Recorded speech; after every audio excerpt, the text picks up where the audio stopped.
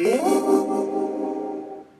there guys, welcome to another E3 Reactions episode of RobaFett. So let's just get down to it. I'm going to be talking about my reactions to Sony's press conference, as well as the Sea of Thieves. So let's get it started off with a game I have no clue about, The Last Guardian. This game looks pretty crazy. It has a big, giant dog, bird, beast thing climbing up a cliff. I have no other way to explain it. Have you noticed that there's a lot of dogs in the games this year? Anyway, it visually looks pretty great. I have no clue what it's about, so I don't really know if I want to play it yet. TBA on that. Horizon Zero Dawn. This game showed a redheaded girl running around with a crossbow fighting cyborg dinosaurs. The only thing that can make this game more amazing and appealing is if Arnold Schwarzenegger was riding the Robo T-Rex or whatever the freak that was. I'm gonna kill you! No! Oh my gosh, that looks awesome. It's visually stunning. Other than that, I don't know much about it, but sign me up. Next is a kind of weird game called Dreams. It seems like it's an artist game, you know, and you can pretty much create whatever you want. It comes to life on the screen. And beyond that, I don't really know much else about it. And I don't think really anybody else does either, because they didn't show us a whole lot.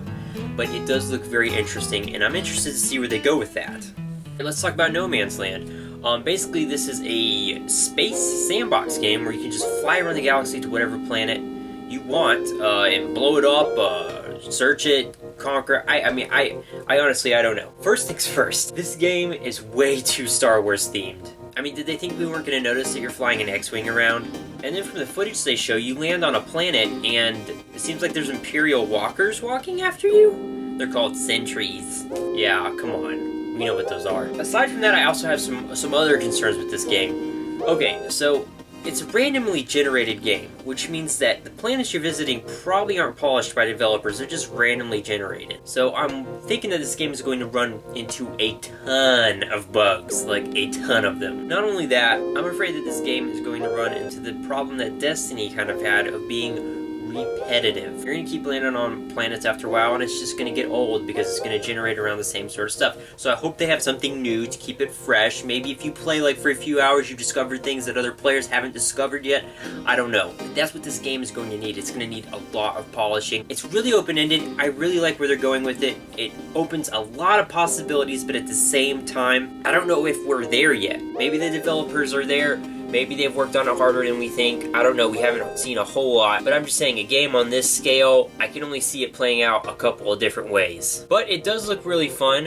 The concept's really cool, and I do want to play it. So all being said, I am pretty excited about that one. Enthusiasm. Uncharted 4. We all knew this was gonna look good. It looks great. Probably one of the most amusing parts of it, though, is them trying to pair the controller and having to restart the whole thing. The dude just had to stand there on the stage, and it was pretty hilarious. But yeah, Uncharted 4, not a lot to say about it because we all already expected it. Project Morpheus is moving into the VR, virtual reality world.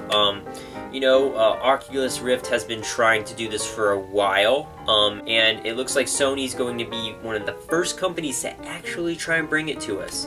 It kind of reminded me of watching the Wii U commercial where it showed the person sitting on the couch with the Wii U gamepad and all the other players were kind of ganging up on him and stuff, because they had a couple of other people with VR headsets on, and it looked like it was going to be a multiplayer experience, which is actually really, really cool. And tell you what, it's a lot better than those stupid motion controls. Those things are crap. I know that everywhere was going that way with the Kinect and the Wii U, and there was some cool stuff with it, but I think that's what Nintendo's doing too. They're just booting it. I am kind of concerned about how you lose touch with reality when you play these games. I mean, you put it on, you could get lost for hours. Also, there's no telling what people that are watching you might try to do to you. So it does leave you a little bit vulnerable just to play these games. But, you know, is it worth it? Yes, I think it is. That's the next generation of gaming, guys. That's where it's going. And I'm just excited that Sony is going there and being pioneers for it. Call of Duty has selected Sony to show off their game, which is actually pretty big news because this is the first year they've actually chosen Sony. They also have a DLC that is exclusive to PlayStation, so that's quite interesting stuff. It looks good. It looks very fun to play. Final Fantasy VII! the remastered version.